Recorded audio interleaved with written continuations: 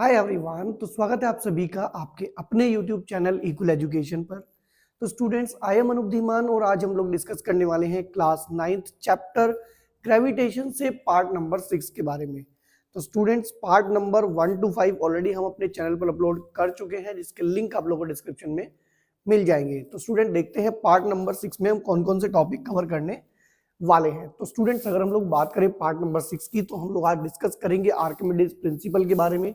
साथ ही हम लोग डिस्कस करेंगे एप्लीकेशंस ऑफ आर्किमिडीज प्रिंसिपल।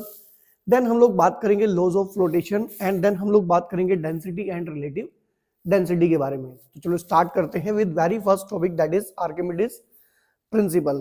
तो बच्चों, अगर हम लोग आर्किमिडीज प्रिंसिपल की बात करें तो आर्किमिडीज प्रिंसिपल अपने आप में बहुत ही इंपॉर्टेंट टॉपिक हो जाता है, क्योंकि यहाँ से जो क्वेश्चन है वो एक कंफर्म क्वेश्चन आता है। ठीक है बच्चों, चलो तो बच्चों बात कर लेते हैं आर्किमिडीज प्रिंसिपल के बारे में। तो आर्किमिडीज प्रिंसिपल की अगर हम लोग बात करें तो आर्किमिडीज प्रिंसिपल अपने आप में एक बहुत ही इंपॉर्टेंट कॉन्सेप्ट हो जाता है।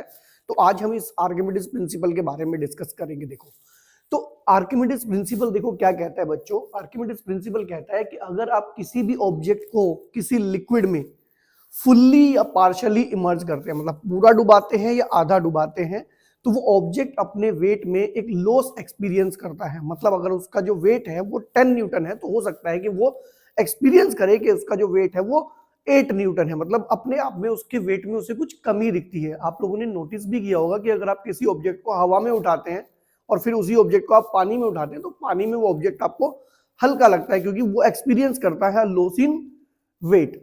अब बात कहते हैं कि आर्किमिडीज प्रिंसिपल कहता है कि जो वो लॉस हुआ है वेट में, वो होता है equal to the weight of the displaced water. देखो यहाँ एग्जांपल से समझते हैं, फिर यहाँ भी देखेंगे क्या लिखा हुआ है हमारे पास।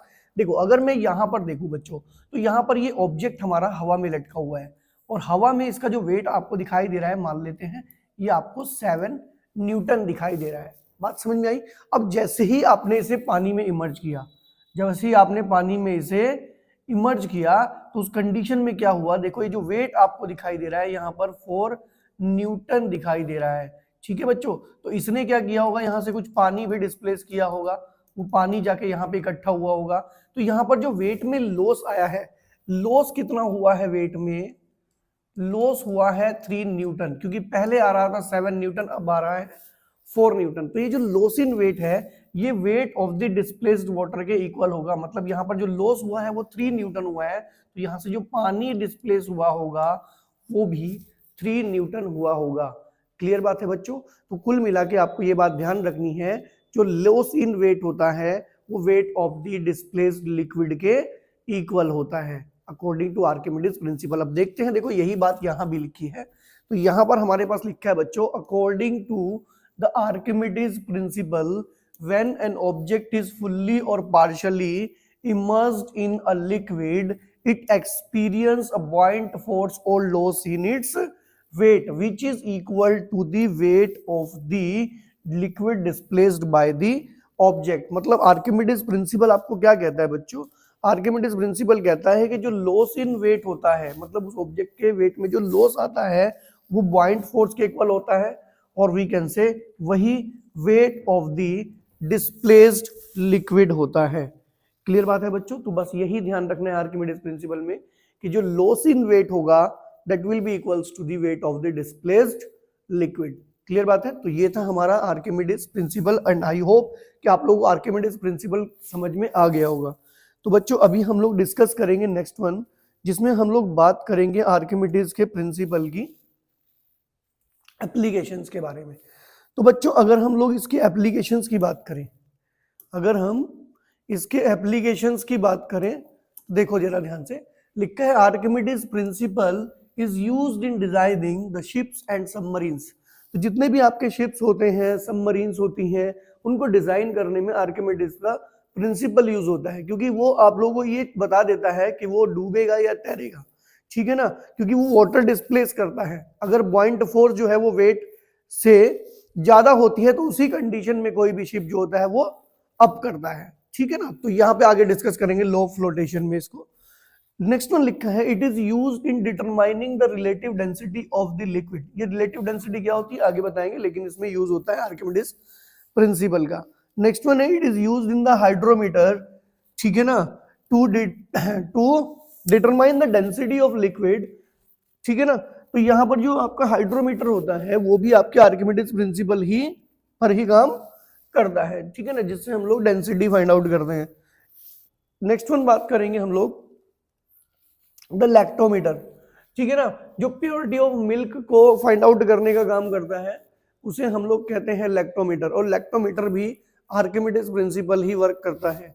तो यहाँ पर मुझे एक बात समझ में आ गई भी, कुछ एप्लीकेशन मुझे पता चली, जैसे कि शिप एंड सबमरीन्स हो गए, लैक्टोमीटर हो गया, हाइड्रोमीटर हो गया, ठीक है ना, और रिलेटिव डेंसिटी फाइंड होना। तो ये सब चीजें हमारी डिपेंड करती हैं इसके ऊपर, आर्किमिडीज के प्रिंसिपल के ऊपर। क्लियर बात है बच्चों। तो ये था हमारा सेकंड टॉपिक। अभी हम लोग चलते हैं next one topic, that is the law of flotation, और ये भी अपने आप में एक इंपॉर्टेंट टॉपिक हो जाता है, ठीक है बच्चों। चलो अब हम बात करेंगे लॉ ऑफ फ्लोटेशन के बारे में, जिसमें हम लोग ये देखेंगे कि कोई ऑब्जेक्ट कब तैरता है और कब डूब जाता है, ठीक है ना, और कब वो डूबा हुआ तैरता है। तो यहाँ पर अगर हम लोग बात करें बच्चों, देखो ध्यान से देखना, हम लोग यहाँ पर दो कॉन्सेप्ट देखेंगे। फर्स्ट वन बॉइंट फोर्स और दूसरा वेट। आपको पता है बॉइंट फोर्स बच्चों कैसे वर्क करती है? बॉइंट फोर्स वर्क करती है ऊपर की तरफ, ये फोर्स हमेशा ऊपर की तरफ काम करती है, और जो वेट होता है वो नीचे की तरफ काम करता है। तो मुझे एक बात तो समझ में आती है कि अगर मान लो सपोज करते हैं बॉइंट फोर्स ज्यादा होगी और वेट कम होगा तो वो तैरेगी, वेट ज्यादा होगा नीचे की तरफ तो डूब जाएगी, इक्वल होगा तो डूबा हुआ तैरेगी। चलो इसके एक एक करके बात करते हैं। तो सबसे पहले चलते हैं अपनी फर्स्ट कंडीशन। फर्स्ट कंडीशन में ये क्या कहता है बच्चों? ये कहता है कि जो बॉइंट फोर्स है आपकी वो वेट ऑफ द ऑब्जेक्ट से कम है, ठीक है ना, मतलब वेट ज्यादा है और बॉइंट फोर्स कम है। तो इस सिचुएशन में क्या होगा? नीचे की तरफ फोर्स ज्यादा लगेगा क्योंकि वेट करता है नीचे की तरफ काम, और बॉइंट फोर्स करता है ऊपर की तरफ काम। तो इस कंडीशन में वेट ज्यादा होगा तो ऑब्जेक्ट जो होगा डूब जाएगा। सेकंड सिचुएशन क्या है आपकी? सेकंड सिचुएशन कहती है कि if buoyant force is equal to the weight of the object, मतलब अगर मान लो सपोज करते हैं जो वेट है वो बॉइंट फोर्स के इक्वल है, इसका मतलब तो जो आपकी डाउनवर्ड फोर्स है और जो अपवर्ड फोर्स है वो दोनों बराबर है। इस कंडीशन में ये डूबा हुआ तैरेगा, ठीक है ना, मतलब जिस सिचुएशन में दिखा रखा है मतलब डूबा रहेगा लेकिन तैरता रहेगा। इसके बाद हम लोग बात करेंगे कि अगर बॉइंट फोर्स जो है वो लेस है किससे? वेट ऑफ द ऑब्जेक्ट से, मतलब जो यहाँ पर वेट जो है आपका वो लेस है बॉइंट फोर्स से, इसका मतलब जो डाउनवर्ड फोर्स है वो अपवर्ड फोर्स से क्या है आपकी? कम है। इस कंडीशन में ये राइज करेगा और फ्लोट करेगा, मतलब ऊपर उठा हुआ तैरेगा, जैसे कि फिगर में दिखाया गया है, ठीक है बच्चों। तो ये कुछ लॉ ऑफ फ्लोटेशन थे, इसमें बस ये देखना है कि बॉइंट फोर्स ज्यादा है तो तैरेगा, राइज करके तैरेगा, और अगर मान लो सपोज करते दोनों इक्वल है तो ये सिंक एंड फ्लोट करेगा, और अगर मान लो सपोज करते वेट ज्यादा है बॉइंट फोर्स कम है तो ये उस कंडीशन में सिंक कर जाएगा। क्लियर बात है। तो ये था हमारा next topic, that is law of flotation. बात करेंगे अपने लास्ट टॉपिक के बारे में, और ये इस चैप्टर का हमारा लास्ट टॉपिक होगा बच्चों, ठीक है ना। तो बात करेंगे डेंसिटी एंड रिलेटिव डेंसिटी के बारे में। ये क्या होता है डेंसिटी और क्या होता है रिलेटिव डेंसिटी। देखो बच्चों, डेंसिटी की अगर हम लोग बात करें तो डेंसिटी का सिंपल सा कॉन्सेप्ट होता है, density of a liquid can be defined as the mass per unit volume. तो important thing is that mass per unit volume is known as density. Clear बात है। तो डेंसिटी की अगर हम लोग बात करें तो इसकी जो ऐसा यूनिट होती है बच्चों किलोग्राम पर मीटर क्यूब होती है, क्योंकि इसका फॉर्मूला होता है डेंसिटी का मास अपॉन वॉल्यूम। तो सिचुएशन में मास की दो यूनिट हो जाती है किलोग्राम और वॉल्यूम की हो जाती है मीटर क्यूब, तो ये हो जाती है किलोग्राम मीटर क्यूब। अगर हम लोग बात करें, बहुत इंपॉर्टेंट कॉन्सेप्ट है बच्चों, डेंसिटी ऑफ वाटर। अगर हम लोग देखें तो किलोग्राम पर मीटर क्यूब में इसकी वैल्यू होती है 1000, और ग्राम पर सेंटीमीटर क्यूब में इसकी वैल्यू होती है 1।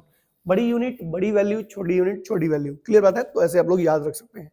नेक्स्ट वन, अगर हम लोग बात करें रिलेटिव डेंसिटी की, तो बेटा किसी भी ऑब्जेक्ट की डेंसिटी को अगर आप पानी की डेंसिटी से डिवाइड कर देंगे तो उस कंडीशन में जो डेंसिटी आएगी that will be a relative density. तो ये एक तरह का एक रेशियो होता है किस चीज का बेटा? रिलेटिव डेंसिटी क्या होती है? एक सब्सटेंस क्या होता है बच्चों? ये रेशियो होता है किस चीज का? Density of the substance to the density of the water. Clear बात है बच्चों। तो यहाँ पर देखो ऊपर डेंसिटी ऑफ सब्सटेंस लिखी हुई है हमने और नीचे डेंसिटी ऑफ वाटर लिखी है।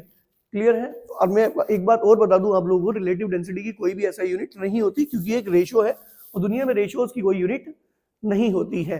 रिलेटिव डेंसिटी आपको ये भी बताती है कि कोई ऑब्जेक्ट फ्लोट करेगा या सिंक करेगा। अगर रिलेटिव डेंसिटी आपकी 1 से ग्रेटर है, 1 से ग्रेटर है तो वो डूब जाएगा, ठीक है ना, सिंक कर जाएगा। और अगर रिलेटिव डेंसिटी 1 से लेस है तो वो फ्लोट करेगा।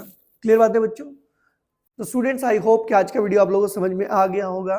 तो स्टूडेंट्स अगर आप लोग हमारे वीडियो पर न्यू हैं और आपने हमारा चैनल अभी तक सब्सक्राइब नहीं किया है तो जल्दी से चैनल को सब्सक्राइब कर दीजिएगा, साथ ही बेल आइकन प्रेस कर दीजिएगा, जिससे जैसे ही हम लोग नेक्स्ट वीडियो अपलोड करें वीडियो का नोटिफिकेशन आप तक सबसे पहले पहुंचे। तो स्टूडेंट्स आज की वीडियो में इतना ही, मिलते हैं नेक्स्ट वीडियो में, तब तक के लिए बाय बाय।